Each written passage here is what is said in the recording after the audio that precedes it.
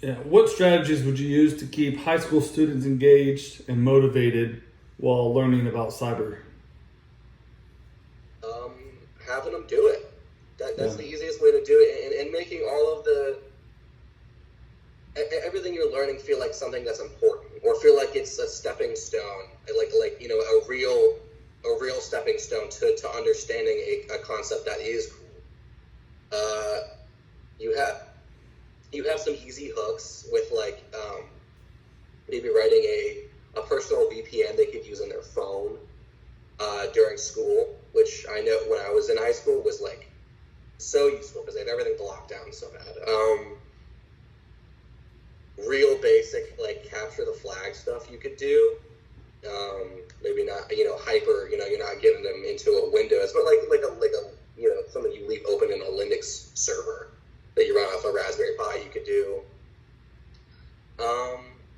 the things where you feel like you're playing rather than learning. Yeah. I think gamification is wonderful and applied well. I think when I was in school, which I guess, when I was in high school, which I guess was almost 4 years ago at this point, but when I enjoyed it most, it was when the teacher was excited about what he was teaching, and there were things that I felt like mattered being taught. Right. When I'm taking history courses, I nod off a little bit, but when I'm sitting learning about how I can, maybe it's simple, but like how you can do, oh gosh, what is it called? Where you take common letters and then you use them to learn how to decipher encoded text, where they do substitution ciphers. Mm-hmm.